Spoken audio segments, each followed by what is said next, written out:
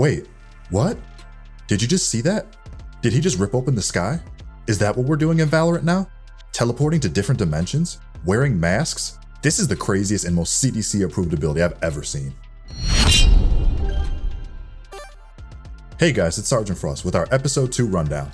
Today, we are looking at everything to know about Episode 2, which is dropping in just 3 days. A big part of that is of course Agent 14, aka Yoru, which you just saw a bit of, but don't worry, we have even more Yoru in this episode, including his abilities and agent interactions. Yoru is a duelist with a heavy focus on movement, whether that's teleporting or turning invisible. Agent 14 was heavily speculated during the last few months, leading towards a lot of discoveries before his official reveal.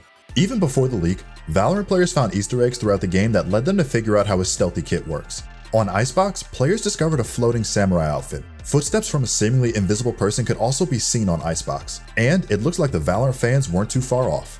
Leading up to Episode 2 called Formation, Riot dropped a cinematic trailer. Retake showed Yoru teaming up with Phoenix to defuse a spike plant by Viper, Cypher, and Jett.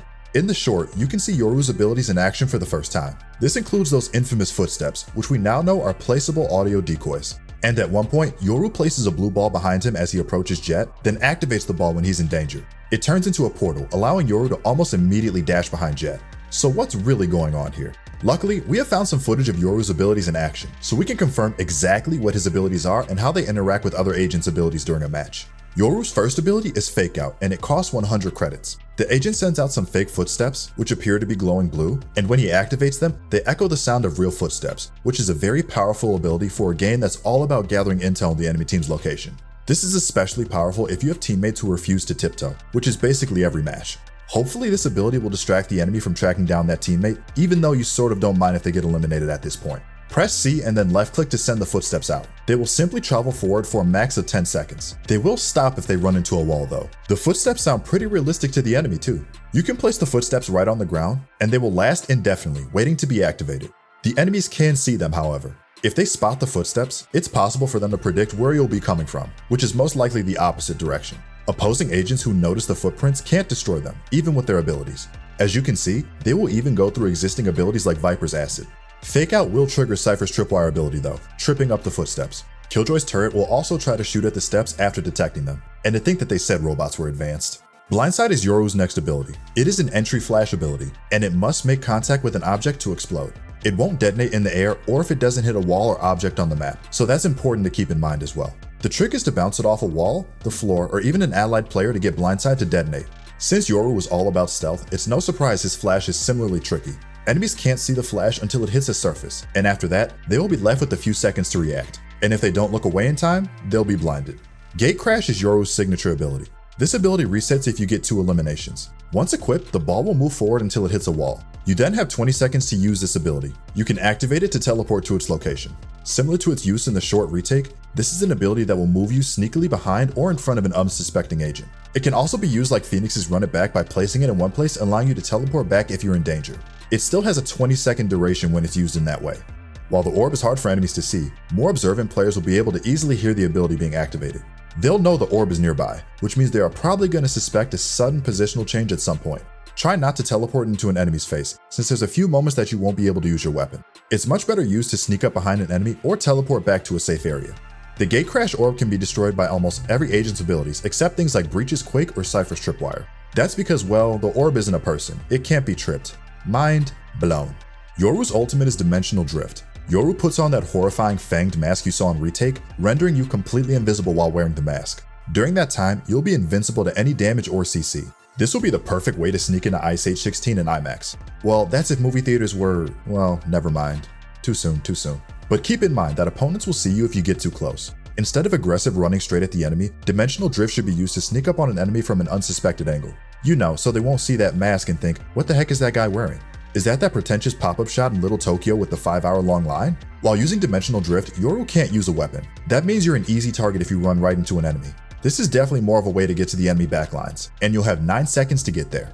In most cases, other abilities can't really do anything while you're invisible. You can even dodge other agents' ultimates if you activate your Dimensional Drift. You can't even be seen by Cypher's cameras unless you're right up close and personal. Same with Killjoy's turrets and her alarm bot. But don't get too comfortable. Players will soon realize that a good counter to Yoru is Reyna. Her Leer will still work, and since you can't take out a weapon, you can't destroy it. Sky is another good way to shut Yoru down since her Seekers will still find you, and they will get you. Honestly, Sky Seekers are like Liam Neeson. They just can't be stopped. No matter how many enemies, no matter how many theaters shut down, it will keep going every time. COVID? That's nothing. Liam Neeson will still kill a handful of gang members for an audience of one. He doesn't care. Despite Sky's aggravating ability, it's clear that Yoru is a powerful agent that will totally shake up the game's meta. He messes with enemies' intel, making your tactics and strategies unpredictable if done right. The enemy team will never know where you're coming from and where you will show up. It will be tough for them to deal with that on top of whatever your team is doing. That is if they're coordinated with their mics though. You know how solo queue is.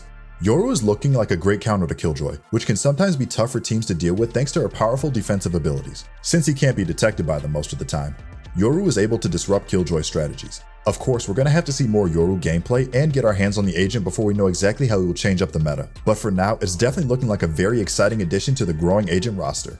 And this isn't the only major change to the agents. After being a lackluster agent for the past year and not even getting picked once during the First Strike NA finals, Brimstone is getting some big updates to his kit. His smoke range and duration has increased, and his stim beacon no longer needs cooldown. It will automatically cast instead. With these changes, the devs are hoping Brimstone won't be overlooked for agents with stronger smoke abilities. This is an even bigger possibility since Omen has received a nerf in episode 2. The price of Omen's paranoia ability has increased, and the speed of his once overly superior smoke has decreased significantly, from 4,000 to 2,800. That's a 30% decrease. This gives agents more time to react to Omen's smoke, making it less effective. While Omen will start to be viable in the coming weeks, this might end the ever-present Omen meta. While we already know a lot about Yoru's abilities even before the reveal, we are still totally in the dark when it comes to Yoru's backstory. Or any other agent's backstory, really. Riot has been pretty tight-lipped about Valorant's lore in general, but that will change in episode 2. Creative director David Nottingham recently revealed that Valorant's developers are going to start diving into the world behind Valorant's action and agents in 2021. Expect to find out more about the agents and the conflicts surrounding Valorant, answering questions like, what's with all the secret bases and stuff? It is unclear if this will be answered in Act 1, but meanwhile, we have a lot more to look forward to when Episode 2 drops on January the 12th. Episode 2 Act 1 has even more in store than the new agent. Seriously, you'll be looking at some big changes to the game. Many players were already aware of these updates thanks to the leaks at the beginning of January. This revealed the entire battle pass, like everything. Every single player card, every gun buddy, and every 3 new weapon skin lines, Infinity, Outpost, and Aerosol. We now know there are 12 new weapon skins and 1 melee skin available upon Episode 2's launch. The Infinity line comes with skins for the Bulldog, Spectre, Guardian, and Phantom. The Bulldog skin is the sleekest pink gold skin you'll ever see, which will maybe have players finally choosing the weapon. Maybe. The Spectre is a deep pine green with gold accents. Another clean and simple design. The Guardian is probably the most glorious in the Infinity line thanks to the streamlined gold design. I'm still thinking about it. Also, the Phantom gets this nice maroon and white design, but honestly, go back, show me the Guardian again. Yes, good. Then we have Outpost, which honestly looks like how the Toys and Toy Store would reimagine the Wild West. But I mean, no shade, Pixar is definitely top tier animation. Like Valorant is the Pixar of tactical shooters. CSGO is like Blue Skies making their 5th Ice Age film for all those die-hard Sid fans out there. Okay, moving on. These skins will come for the Ghost, Ares, and Knife. Each skin in the Outpost line is quite similar in uniform. They feature a rusty yellow color and then a tube of green liquid that appears to be bubbling. Even the Knife features a little vial of toxic looking stuff. You definitely don't want to get touched by this thing. Aerosol is a pretty dynamic and busy skin line that looks sort of like a frequently visited underpass in Los Angeles. This skin line comes for the Bucky, Shorty, Operator, and Odin. The Bucky has a gritty look, although it sorta looks like my cousin quickly imagined this skin while doodling in class. Still, I dig it. The Shorty is a bit more dynamic thanks to some interesting tentacle action on the stock. The green and purple spray are a nice touch too. The Operator has a nice purple design with some gold and white details that look like they were quickly tagged on before the cops showed up. I mean, no complaints if the cops do confiscate this weapon for evidence. I'm sort of sick of it. Anyway, then we have the Odin. This one is kind of a hot mess. There's like a smiley face on the bottom corner, see, then a random gold money sign over there. It's sort of muddy from the amount of colors they squeezed into this skin, but that pew part is a nice touch.